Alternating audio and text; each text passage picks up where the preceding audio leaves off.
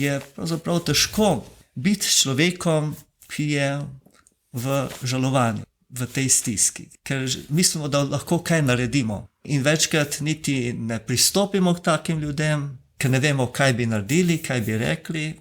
In ta avtor res dobro, pa tudi sam vidim, da res najboljše pravi, pristopi in reči iskreno sožalje. Potem bodi pa tiho in nič druga ne govori. Pa če bi še rad kaj rekel, bodi tiho, nič ne govori, ampak bodi s tem človekom in se vključi v to, kar on potrebuje.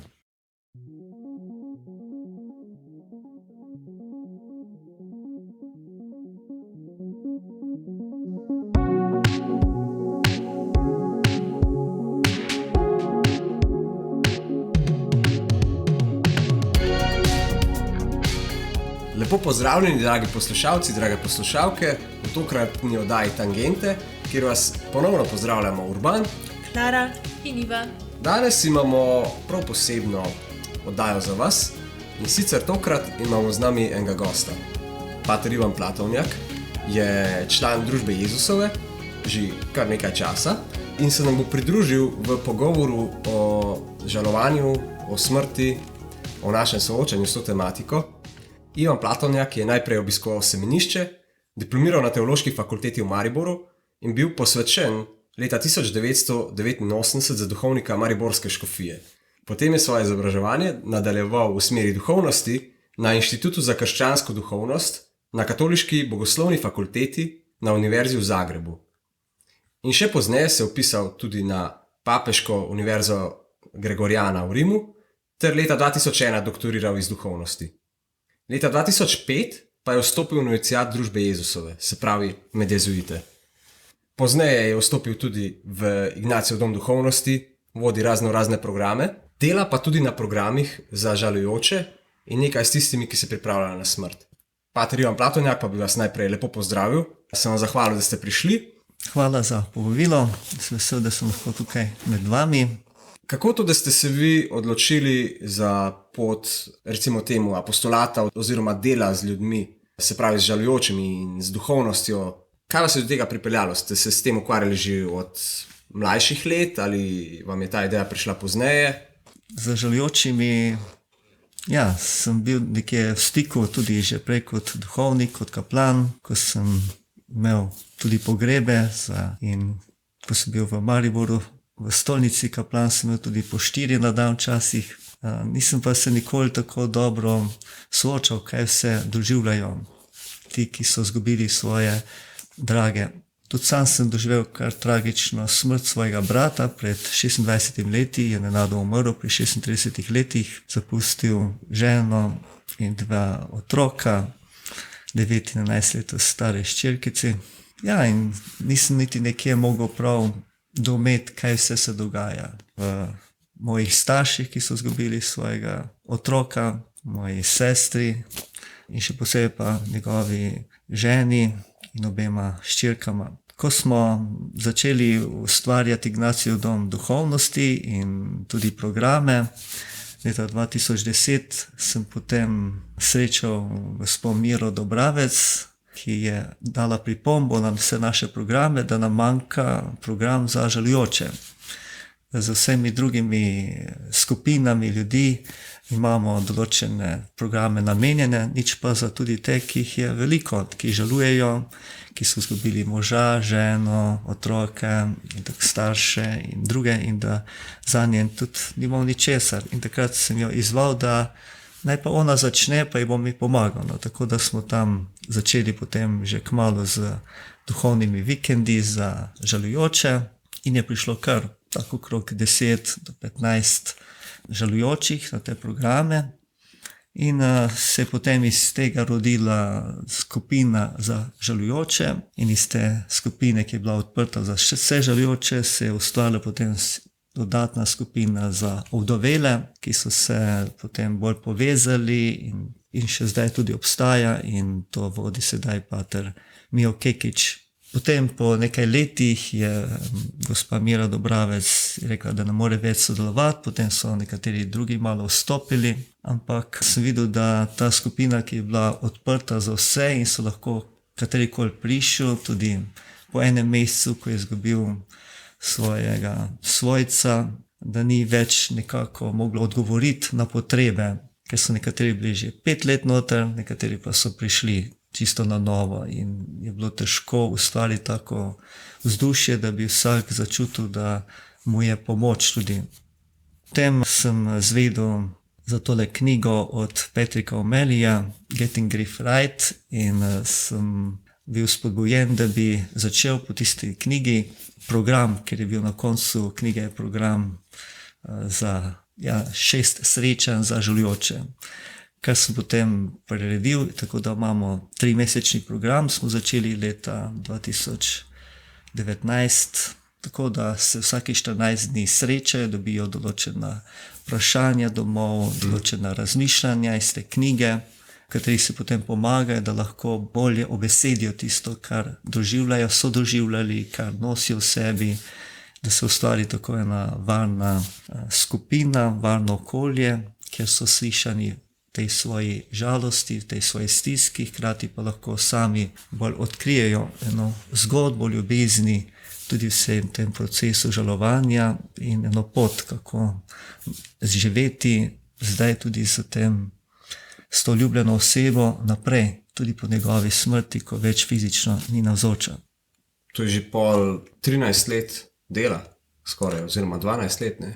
Ja, skoraj 13 let je že, ampak prav po tem programu pa je, ker ob tej knjigi sem, ko sem jo prebral, malo bolj začel razumevati, kaj pravzaprav vse se dogaja v žalujoči osebi in da je vsako žalovanje pravo, ne? Da ne moramo reči, to je prav, to ni prav, ampak da vsak hodi svoje poti in da je potrebno pristopiti k žalujočemu in ga sprejeti tam, kjer je in mu pomagati, da gre naprej in da odkrije svojo pot, odkrije svoj način, da zna to ovrednotiti in zna tudi zaživeti to življenje, novo življenje, spremenjeno življenje, ki se spremeni ob izgubi žalujoče osebe.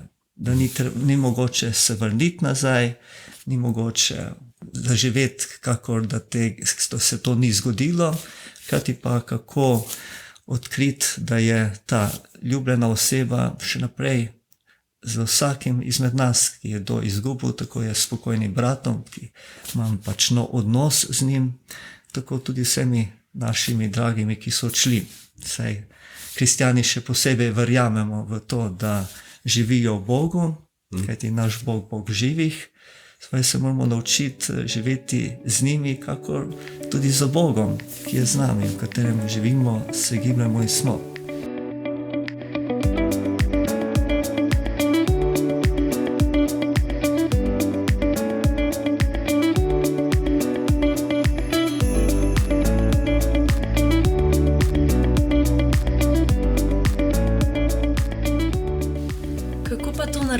No, mislim, to je tako za nas, ki se s tem ne srečujemo tako profesionalno mogoče ali pa še niti nismo uspeli tako razmišljati o tem, je to res taka uganka vprašanje, ne? Kako človek zgradi odnos z nekom, ki je umrl? Ja, to je zopet vsak na svoj način to zgradi. Ne? Kristjani verujemo, da je živi v Bogu, da živi to novo življenje, da smo pravzaprav v Bogu, ne, v katerem tudi živimo, se gibljamo in smo, kot pravi apostol Pavel, da smo v duhu povezani z njim, da smo tako v duhu tudi povezani s tem našim pokojnim. Ne. Tudi z Bogom nismo neposredno povezani, ne moramo se ga dotakniti, ne moramo nekega neposredno videti, ampak ga vidimo z notranjimi očmi, z notranjimi čutimo to navzočnost. Predvsem pa čutimo navzočnost te ljubezni Boga, ki nas obdaja, ki nas tej ljubezni spremlja. In na ta način tudi čutimo in doživljamo to ljubezen tudi pokojnega.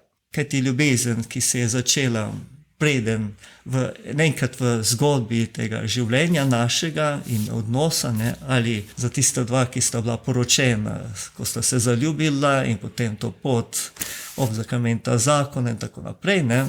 Od tega, ki čez do staršev, ko smo se rodili in se začel zavijati zgodba ljubezni do očeta, do matere, ali pa matere do otroka, očeta do otroka in tako naprej, je vsak ima en začetek te zgodbe ljubezni in odkriva to ljubezen in v tej veri, da vemo, da ta ljubezen ne umre, da vse to dobro, lepo, kar se je zgodilo, je resnično in je sprejeto tudi v to zgodbo odrešenja našega Boga. Tudi mi v slavospevu pravimo, se ne odnos uniči, ko naša ljubljena oseba umre, ampak da se spremeni. In stopiti v ta spremenjen odnos je tista umetnost, ne? Kako je bila umetnost tudi za apostole takrat, ne? Ko je Jezus umrl, tudi za Marijo Magdaleno, ne?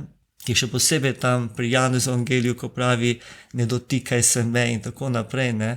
Ja, da grem k očetu, ne? Je mogla tudi na nov način spostaviti odnos z Kristusom, ki je resnično živ, navzoč, pa hkrati ni več tako navzoč, kot je bil prej, kot je bila navajena. Ona je hotela Jezusa najprej, ko pravi tistem vrtnarju, daj mi ga, da ga bom jaz vzela domov, ne? Da je ga tako fizično imela, ne? Ampak potem je spoznala, da je ta vrtnar pravzaprav ostali Jezus Kristus in je poklical po imenu in tako naprej in pravi, spusti me, ne? Dopusti, da zaživima nov odnos, ne? In to ni bilo njim enostavno. Mi z Jezusom nimamo tega problema, ker nismo imeli nikoli fizičnega odnosa, ne? Neposrednega. In ga imamo tako kot apostol Pavel tudi preko v duhu, skozi to čut vere, skozi naše duhovne čute, ta živi odnos od zakramentov in vsega drugega, kot stvarstva in vsega odnosov do ljudi.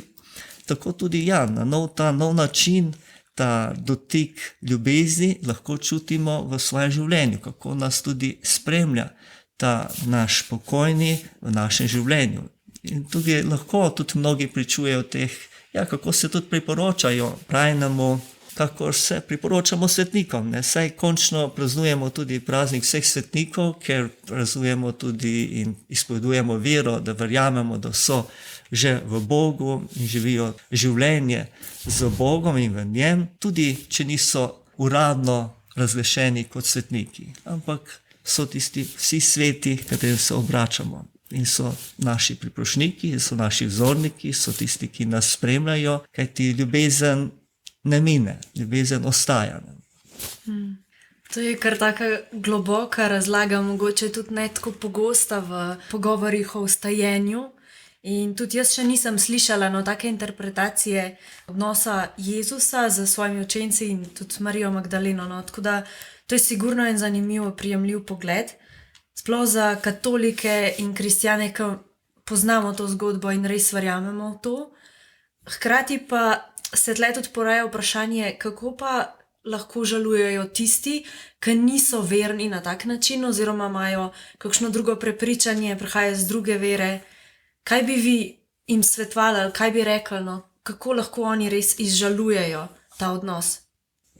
Tukaj je gotovo potrebno govoriti za tistimi, ki ne verujejo. In hkrati v tej knjigi kot taki, ja, nekateri zamirijo, ne, da ta avtor ne nekje zelo veliko gradi tudi na sami veri in tudi veri v večno življenje in tako naprej, ampak on gradi na ljubezni, ne? Na zgodbi ljubezni, ne?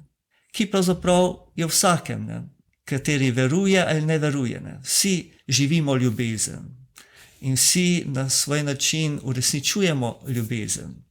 Ljubezen, ki nam je dana, iz katere živimo in kateri v resnici najdemo smisel življenja, najdemo moč za življenje, najdemo to, da lahko vztrajamo tudi, ko so stiske, vztrajamo tudi zvestobi, ker verjamemo v to, da je ljubezen nekaj, kar je vredno živeti in za kar je vredno dati tudi življenje. Ne? Mi, kristjani, to imenujemo Bog, ne? In verujemo po razodetju, da je Bog ljubezen sama, ne? In da je ta ljubezen še posebej se kaže v tem odnosu med očetom in sinom v Svetem Duhu in da izviramo iz te ljubezni in smo povabljeni, da živimo to ljubezen. In kot smo v današnjem evangeliju, tudi v tem 15. poglavju Janezovega evangelija, vinska trta mladike, pravi Jezus, ostanite na meni, kakor mladika na trti. Jaz sem trta, vi mladike. Danes pravi, ostanite v moji ljubezni, kajti jaz vas ljubim kakor oče in ostanite v tej ljubezni. Se pravi, mi smo v tej ljubezni, zaradi te ljubezni obstajamo, zaradi te ljubezni smo tukaj. Ne? In naša naloga, poslanstvo je ostati v tej ljubezni, s tem, da živimo ljubezen, zapoved ljubezni, ljubite se med seboj, kako so vas jaz ljubil. Mi to imenujemo pač Bog, Oče, Jezusu Kristusu. Tisti, ki ne veruje, reče ljubezen samo. Ne. Nam je dana pač milost, tem, da lahko to poimenujemo bolj, ne. Drugi pač reče pač ljubezen ali pa vrednote, za katere živi. Ne. In tukaj je, ne, da včasih nam vera lahko pomaga, ampak mnogim tudi vera ni tako enostavno, ne, ker tudi težko verjamejo, ne, in tudi imajo stisko verovati v Boga, ki je ljubezen, če so izgubili ljubezen. Nepričakovano, ne, lahko mati izgubi še nerojenega otroka in je tukaj tudi eno veliko žalovanje, stiska, ki se včasih sploh ne prizna, ne, in se sploh ne da pozornosti na to, da dokler se otrok rodi, ni nič. Kak ni nič? Zdaj, tukaj je že tudi zgodba ljubezni, ne, je nekaj konkretna oseba. Do potem pač, ko zgubi žena, moža in tako naprej, to so velike stiske. Je tudi potrebno narediti kar velik korak vere, zaupanja, predanosti in enega pogleda z druge strani, tudi z Božje strani. Verjeti, da ima Bog, kljub temu, da se je zgodila taka tragedija, da se je zgodila taka bolečina, stiska, kljub temu neizmerno ljubezen do teh, ki so ostali, kot tistega, ki je šel v večno življenje. Tako da ni preprosto, tudi vedno.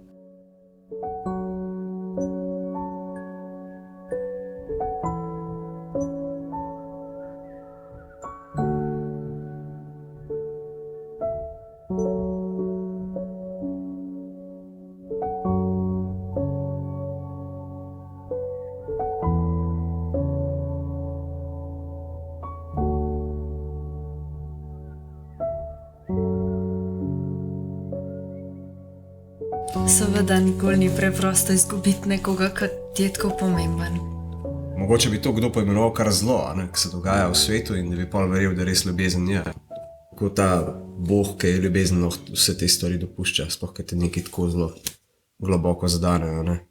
Ja, tukaj je ta tudi največji razlog nevere. Ne? Ja. Mnogi ne morejo verjeti v Boga in Boga, ki se imenuje ljubezen, ne? Ki je ljubezen.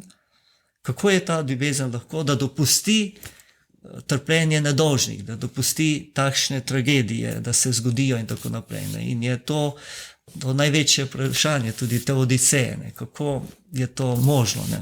Ja. Pa ne, sem to tudi veliko vprašanje, ne dostkrat filozofije, človeškega razmišljanja, kako življenje dobro živeti, da boš v redu živel, kam spada zdaj to trpljenje, kam spada smrt, kaj sploh je smrt.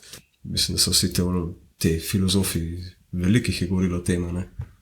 Aristotel pa Platon sta se s tem veliko ukvarjala. Tak, ker mi pride pol od sodobnikov Heidegger, ki je prav govoril, da smo bit za smrt, a ne ljudje, on se je na to zelo fokusiral. Sicer, meni se zdi, da smo tudi živimo zato, da bi živela, ne samo zato, da bi umrli. To je težko je sprejeti stvari, ki nam ne pašejo, ki se je treba odpovedati, ko imamo neuspehe, ko odnos propade, ali pa se nam zdi, da propade. Pa ne samo v smrti, ampak tudi v normalnem življenju. Ko vemo, da sami nismo krivi, recimo, ko to pride iznenada. Ja, oziroma, ko se od nečesa oziroma nekoga pač moraš posloviti, nekega obdobja ali pa nečesa, kar se ti je zgodilo. Lahko vstopiš nek tak krog žalovanja, da se sprijazniš s tem, da pa v bistvu, ja, se zdaj spreminja, ne, ta odnos oziroma zdaj se začenja tudi nekaj novega. Ja, in temu se tudi premalo da pozornosti, ozaveščanja tudi prav te ločitve, da se spremenijo stvari, ne, da se zgodi nekaj nepričakovanega, pridejo do take drugačne ločitve. Ne. Veži to, da se staramo in se ločujemo od vsakega mlajšega obdobja, ki smo ga živeli, ne, in načina življenja, ki smo ga lahko živeli, ne, in zmožnosti, sposobnosti, ki smo jih imeli ne, v enem ali drugem obdobju, ne, da je tudi to žalovanje. Ne. In je bilo lepo slišati program tudi za mladoletnike, najstnike, kako pomagati jim, ko pride do prekinitve odnosa, ne? Zaljubljenost, ko te zapusti partner, ne? Da se večkrat ne posluša tudi te stiske, neizmerno velike stiske teh mladih, ki se zaljubijo, ki začnejo hoditi skupaj in tako naprej in potem nekaj pride do ločitve in da je potrebno tudi tem mladim prisluhniti in pomagati na tej poti, ne? Da so mnogi v velikih stiskah, da nekateri gredo tudi v samomor in tako naprej, ker ne zmorejo stopiti, iti naprej, ne? Da se jim podere svet. Ne? In tukaj je pol res zelo pomembna ta podpora okolice, pa teh bližnjih, a ne, tudi da res ovrednotimo to žalovanje, ki ga mora nekdo dati čez, hkrati pa tudi, ja, da smo tam na pravi način za njih v podporo. Jaz sem tudi že večkrat recimo slišala nekoga od odraslih, ki je rekel za kakšnega od otrok, ki je recimo lihkar neko ljubezensko zgodbo preživljal v takem bolj trpečem momentu. In so tako bili rekli, sej to je ta otroška zaljubljenost, sej to ni, to pride pa gre, pa pride nova ljubezen in tako. Ampak takrat, ki pa greš čez to, je pa res težko in še posebej težko, če nekdo to pol tako pomanjšuje, se mi zdi. Tle je pol res fajn mogoče vedeti, kaj je pomembno, da ne naredimo ali pa ne rečemo, ko vidimo, da je nekdo v taki stiski, pa tudi mogoče kaj pa lahko naredimo, da mu olajšamo ta moment, obdobje žalovanja. Kako bi vi recimo to svetovali nekomu? No, v tej knjigi jo priporočam tudi, da kaj sežete po njej, pomaga tudi razumeti tudi take žalovanja, ki se zdi, da sploh ni žalovanje, ne, ampak je žalovanje, poslavljanje od nekega načina življenja, ki je bil pomemben, dragocen, ne, in se spremeni zopet odnos, kako se učiti tega novega odnosa. In kako se po eni strani ste rekli, pomanjšuje, kako se to ni nič, ne. Pravzaprav se dela to tudi z smrtjo. En mesec, še lahko žaluje človek, potem pa moraš ti zaživeti naprej. Če kdo še pol leta govori o pokojnem, že malo čudno, 1 leto ni normalno in je to pravzaprav vse posodne. Tudi v globokih, težkih stiskah podobno lahko ravna, ker je pravzaprav težko biti s človekom, ki je v žalovanju, v tej stiski, ker mislimo, da lahko kaj naredimo. In večkrat niti ne pristopimo k takim ljudem, ker ne vemo, kaj bi naredili, kaj bi rekli. In ta avtor res dobro, pa tudi sam vidim, da res najboljše pravi, pristopi in reči iskreno sožalje. Potem bodi pa tiho. In nič druga ne govori. Pa če bi še rad kaj rekel, bodi tiho, nič ne govori, ampak bodi s tem človekom in se vključi v to, kar on potrebuje. Odzivaj se na njegove želje. To, kar on rabi ali pa ti pokaže. Ali se odpre in bo sprejel tvoj objem, ali želi kaj govoriti in ga boš poslušal, te bo kaj vprašal, mu boš odgovoril. Na različne načine pokazal, kaj bo. Če bo pač tiho, bodi tiho z njim. Pravi, pridi k temu človeku in mu skušaj pomagati tako, kot on želi, da mu pomagaš. Ne pa kakor jaz želim, da bi nekaj jaz pomagal in kar se meni zdi dobro za njega. Izstopiti iz te moje pozicije, kaj bi bilo za mene dobro, da bi se jaz počutil, da sem nekaj naredil, ne?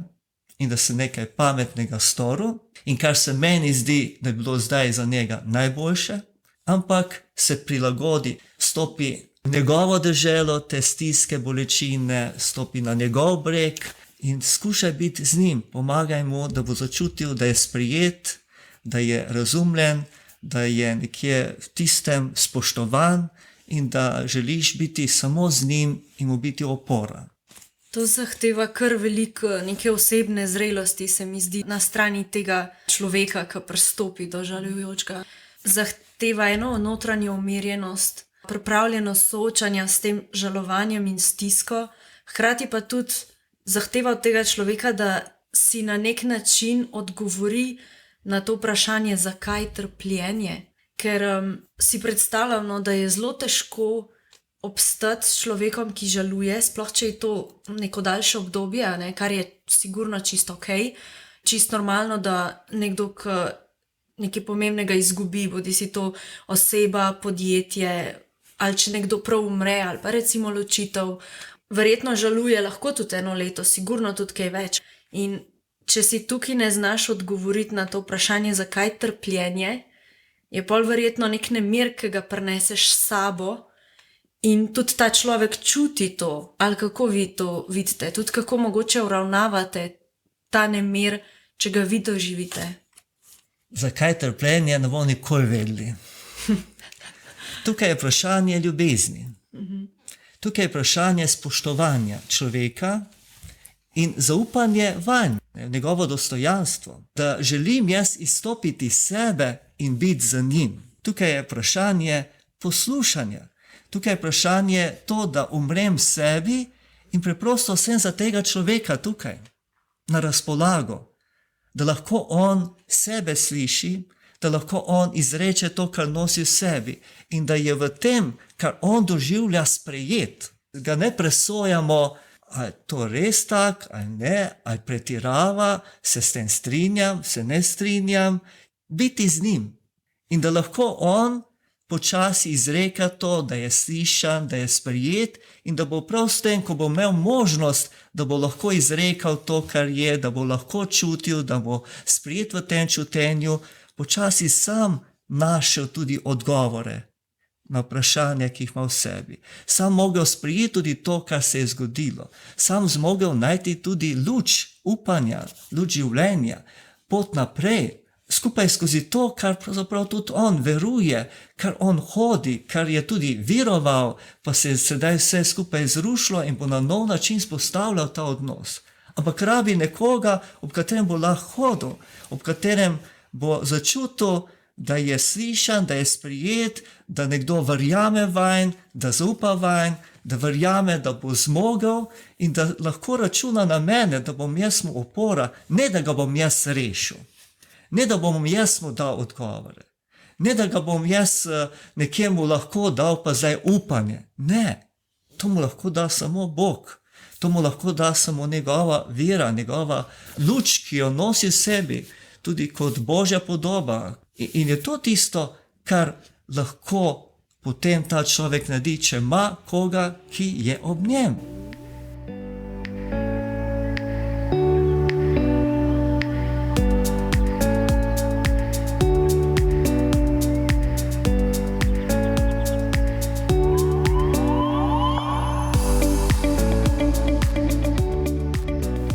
To je zelo močno sporočilo. Ja. In zelo težko se mi zdi, da je to udejstvovati.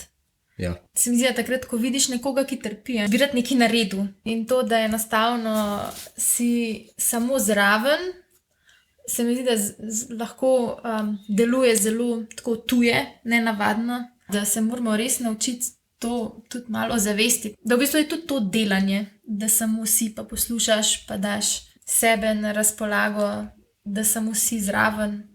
Se mi zdi, da mogoče to tudi premalo cenimo, no. Preprosto bližino. No. Ja. Jaz sem prav tako, če se dam v to zelo tak scenarij, prav vidim, kako jim možgani delajo, če bi bili taki osebi, pa mogoče bi mu lahko malo vinčka ponudil, pa bi mu rekel, se bo boljš, vse pa bo šlo, pa se malo zaposliš, pa bo pol v redu šlo. Sploh pol, ki že nekaj cajta mine, da bi se tako pametnega delal. Pa malo na hec obrneš. Ja. No, mogoče, a se da to na hec obrniti? Ja, to je tudi tako eno vprašanje, ki smo se pogovarjali, smo tudi se prav sprašvali, a ima humor kakšno mesto v žalovanju? Kakšno vlogo tukaj igra mogoče?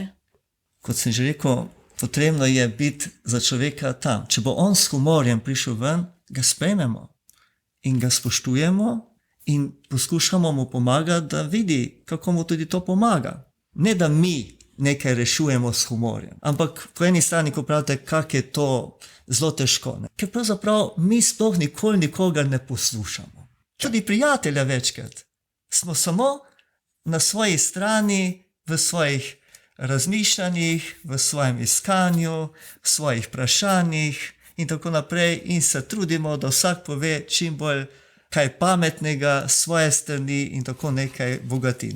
Težko v čisto vsakdanjih pogovorih stopimo na breg drugega. stopimo v deželo drugega, skušamo z njegovimi očmi videti tisto, o čemer govori, razlaga, in sploh, če se nam zdi čisto tuje, nekaj nemogoče in tako naprej. In kaj je tako nemogoče, kako smrt? Kaj je tako nekaj strašno tujega, nespremljivega, nemogočega, kot je smrt, ki bi za mnoge vse ne smela obstajati? To je nekaj kako protinaravnega. Kako je to mogoče, da nekaj se prekine, ena ljubezen, ena zgodba ljubezni, eno življenje za ne. Pride do take radikalnosti potem, pa tudi tega, da so ti ljudje potem izključeni prav v takem položaju. Ker delamo neumnosti, bluzimo neumnosti in ker vidimo, da nič ne pomaga, pač gremo, ne? In se raj niti ne približamo takim ljudem. Kot je en pisatelj rekel, izogibajo se me, ko je izgubil ženo, ne? Kakor so se v času Jezusa izogibali gobavcev. Sem zanje nečist. Nihče ne želi, ko me vpraša, kako sem, res poslušati, kako sem. Slišati, kako sem. Vsak bi samo, ali se me izognil, ali pa iskal neko rešitev in dal eno rešitev. Ne pa bil z menoj, se me dotaknil, preprosto dopustil, da lahko se ga dotaknem. Ne? Kakor je Jezus, ki je tudi pristopil k tem ljudem, ki jih ni izključil, ki je všel do javnih grešnikov. In tukaj je tudi vprašanje, ne? Tudi kristjani, ne? Sem napisal en članek, tudi kristjani smemo žalovati. Ja? Ker je vprašanje, ne? Ali dovolimo sploh žalovati drugemu. In da lahko gre svojo pot tudi, skozi stisko, bolečino in tako naprej, skozi jok, skozi temo, skozi nevero, jezo na Boga in vse.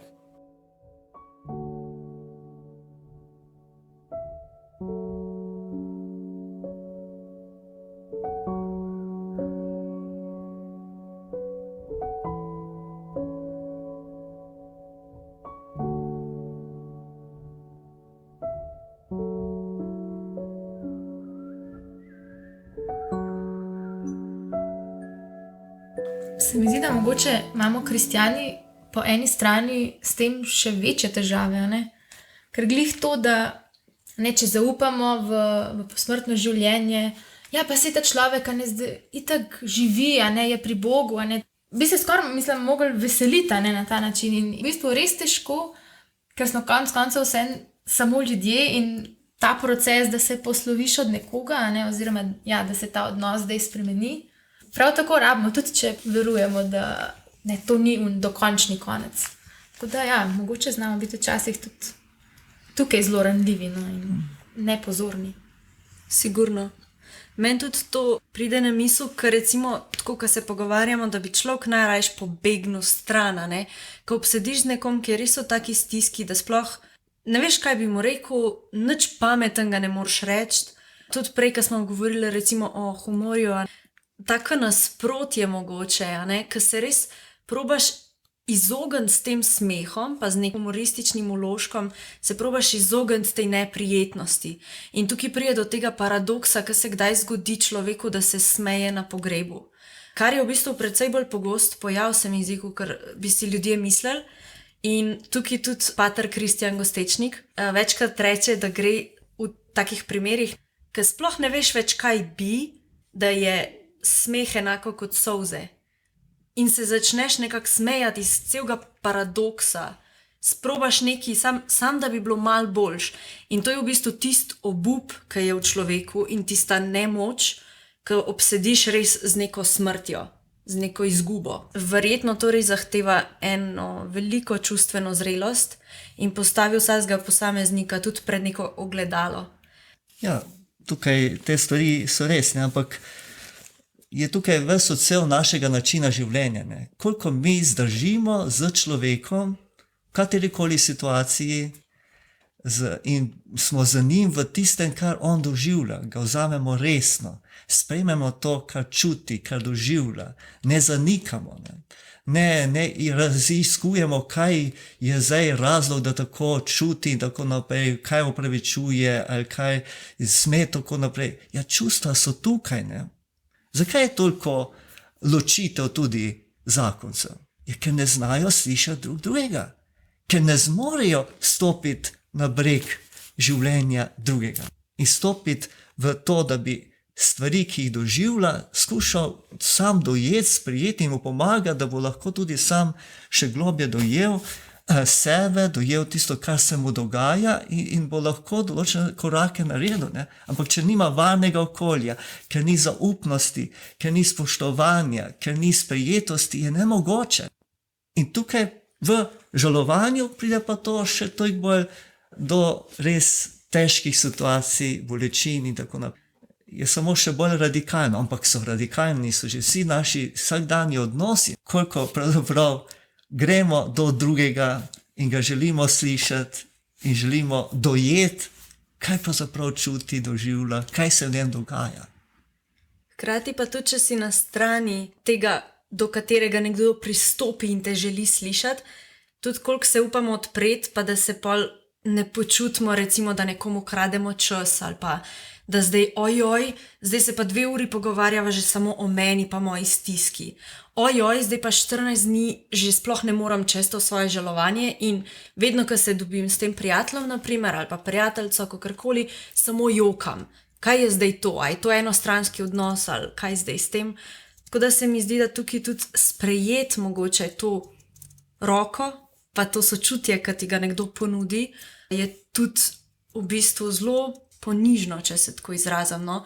Taka prispodoba, kot to, ko Jezus učencem umije noge. Si pustiti, da nekdo tudi tebi služi na nek način. Ne? Ja, to stvar se mi zdi, da je zelo pomembno, kar ste se dotaknili. Mnogokrat žalujoči ne želijo druge obremenjevati in ne izrekajo svoje stiske, bolečine. Ker tako težko res sprejmemo to, da živimo od tega, da nam drugi pomaga. Da ne moramo samo mi drugim pomagati, ampak da moramo biti pripravljeni, da nam nekdo ponudi roko, da nekdo je za nas, živi za nas. In tukaj je tudi odnos do Boga. Ne? Koliko pravzaprav dopustimo Bogu, da lahko res vstopi to noter, kjer smo, da lahko razodene sebe kot tistega, ki nas sprejema v tem.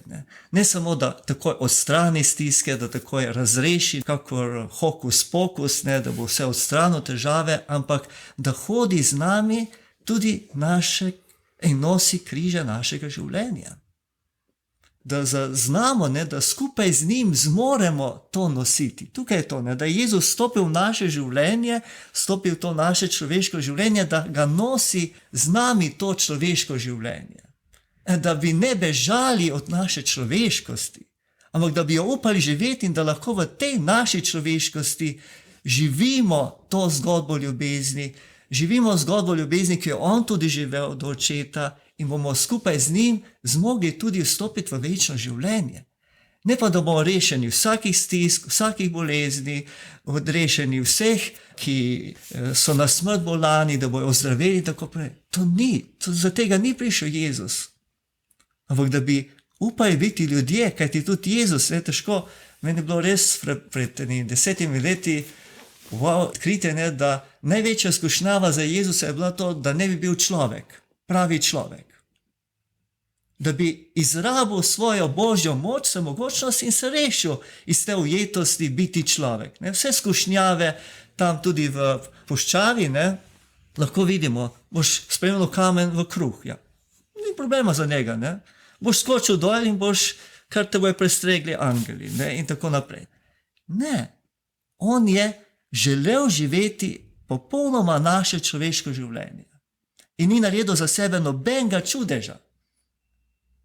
Iz nečesa se ni on kar na čudežen način rešil. Tudi smrti na križu, lahko bi se rešil. Ampak je šel to, kar zadeva vsakega človeka, ki vztraja v dobroti, ljubezni, v usmiljenju.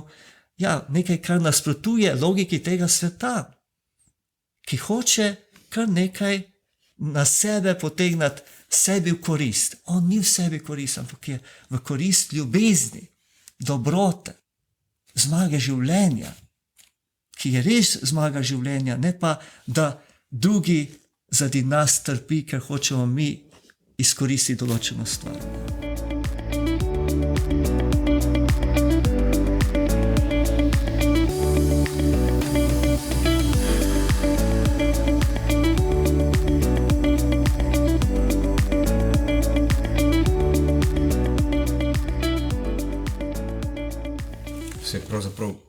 To je tako zanimivo, kako včasih živimo, kristijani se sploh ne zavedamo, kaj vse verjamemo. Tudi, ko pri maši rečemo, nekateri vsak dan, nekateri vsako nedeljo, po vzdigovanju, tvojo smrt oznanjamo Gospod in tvoje vstajanje slavimo. Se pravi, ni enega brez drugega, ne, nikoli. Vse skupaj zajema. In tisti križ, o katerem ste kar govoril, ki pride in ki je različnih oblik, ni samo to, da se pomatram, pa da bom cegle nosil v orang, pa naredil na dobro bajto, ampak tudi križ ne moči. Ni velike noči brez velikega petka. Ja, ne se gre soliti. In to je v bistvu tista globina, ki jo imamo katoliki celo življenje za odkrivati, kristijani nasplošno. Se mi zdi, da to je nekaj, kar lahko poglabljamo v sebi in dojemamo res vsak dan počasi in bolj. Čeprav je tako razumljivo na nek način, je tako globoko, da nikoli ne dojamemo v polnosti. Ne vem, kako bi se prav dobro izrazila, ampak kolikor nam je Bog probal to približati na človeku razumljiv način, s tem učlovečenjem in z vsemi zgledi, z vsemi prilikami, se mi zdi, da je toliko globine noter, da je res potreben tudi nek osebni odnos z Bogom, tudi osebno izkustvo, skupaj z nekim darom razumevanja, ne, da se ta vera res poglablja in raste naprej. Pol pa tudi med nami, konec koncev, tako kot ste vi podelili, kaj ste razmišljali nekaj časa nazaj, ne, o tej Jezusovi skušnjavi biti ne človek, ampak bolj Bog. To tudi pač ostale res krepi in če naredimo tako kot eno povezavo z našo temo, mogoče za zaključek, v bistvu je povezovanje v veri podobno kot povezovanje v žalovanju, a ni? Ker v bistvu ti si z nekom, ne glede na to, v kakšni fazi je, pa zdaj ali pri žalovanju ali pa pri verovanju, ker tudi recimo, čeprav si mogoče kristjan, katolik, musliman, karkoli, jaz verjamem, da ima vsak kakšno točko v življenju, ki se sprašuje, dobro, pa kaj je zdaj to, če Bog res obstaja, če je res ta dobrota, kaj zdaj s tem, in isto se ponavlja pri žalovanju, tako kot ste pač prej povedal. In tukaj so res te globine, ki jih najbolj en ob drugem izkusimo in res pride do izraza ta odnos, ki ga imamo en z drugim in z Bogom in konec koncev s to prispodobo, ki jo tudi Kristus daje za nas, da smo vsi eno telo. To so te odnosi res, ki povezujejo in osmislijo vse, kar se dogaja. Mogoče še zaključno misel, če bi želeli še kaj posebnega podeliti z nami, lahko tudi kakšno zgodbo. Najtežje je včasih verjeti to, da je Bog vedno z nami, ne? Da nam ni treba nič narediti za to, da bi bil z nami. Jezus je rekel, jaz bom z vami do konca sveta in je Emanuel, Bog z nami. Samo ali mi verjamemo, mu dopustimo, da je z nami, mu dopustimo, da je z nami v vsem, kar živimo, doživljamo in tako naprej. In tako tudi mi, kristjani, ki naj bi ponazorčevali Kristusa, ki smo oblekli Kristusa, smo zakramentalno sprijeli Kristusa v svoje življenje in je v nas in po Svetem Duhu in smo poklicani in usposobljeni po zakramentih živeti Kristusa, ponazorovati njega, je prav to, da se učimo biti z ljudmi tam, kjer so. Kakor je Bog z nami, smo mi pravzaprav poklicani biti z drugimi. Kot tista molitev ali pa misel tudi Terezije Velike, pravi, vstali Kristus nima več telesa na tak način, kot je imel prej. In želi, da mu mi, kristjani, ki smo oblekli Kristusa, damo na razpolago svoje oči, svoje ušesa, svoje roke, svoje usta, svoje noge, svoje telo, da je lahko preko nas s tem človekom, ki je ob nas, ki nam je poslan na pot, da lahko začuti to bližino Jezusa Kristusa in s tem očeta. In tukaj, če bomo se to učili v vseh odnosih, potem bomo tudi zmogli obžalujočih res biti. Bomo ponazorčevali Jezusa Kristusa, ponazorčevali to, kakor je bil on z ljudmi, kako se on približal tistemu dvema v Emaus, ko sta bežala od trpljenja, razočaranja, stiske, biti z drugimi v večkrat tišini in dopustiti, da lahko spregovori Kristus sam po svojem duhu. učitelju, tolažniku, ki ga je vsakemu izmed nas dal. Da ne preveč mi prevzamemo besede, ne, ampak da smo samo bolj živo znamenje njega, ki posluša tega človeka, njega, ki sprejema tega človeka, njega, ki želi biti z njim, ki želi hoditi pot njegove stiske, bolečine in iskati odgovore. Ne pa preveč sebe ven dajati, svojo pamet, svoj prav, svoj način gledanja, ampak dopusti, da ta Kristusov pogled zaživi v nas in v drugem. Potem pa bomo ustvarjali Božje kraljestvo, miru, pravičnosti in ljubezni. Najlepša hvala, pater Ivan Platovnjak, za tole. Ampak zdaj to, kar ste rekli, ta zaključna misel, to bi lahko naredili še eno celo oddajo. Zdaj tako je, nekako tako. Vsak dan je življenje. Kako živeti s Kristusom in dopustiti Kristusu, da lahko uresniči v nas in po nas svoje poslanstvo. Kar je ful dobro v resnici. Vabimo vas, da pogledate spletno stran Ignacijevega doma duhovnosti, kjer sodeluje pater Ivan Platovnjak ter njihove duhovne programe. Lahko pa tudi stran žalovanje.si, ki je prav namenjena tudi žalujočim. Tako. V komentarjih bojo pa prilepljeni tudi linki do kakšnih spletnih strani, predvsem pa te knjige, ki vam lahko mogoče pomagajo, če ste trenutno na neki poti žalovanja. Ta podcast se izvaja v okviru Jezuitskega kolegija v Ljubljani, kjer delujemo, tako da ste zelo vabljeni, da nas obiščete tudi na spletni strani, na Facebooku, na Instagramu, kjer delujemo tako Tangento kot Jezuitski kolegij v Ljubljani. Našemu podcastu pa sicer lahko prisluhnete tako na YouTube kanalu Jezuitskega kolegija, kot tudi na Spotifyju, Anchorju, Google Podcasts. Res še enkrat najlepša hvala poslušalcem, pa želimo vsi najbrž, ne? Ja. Seveda. Ja. Tudi jaz. Prijetno nadaljevanje dneva, večera, kadarkoli nas že poslušate, bomo veseli vaših komentarjev. Lepo se imejte in se slišimo kmalu. Dio! Dio.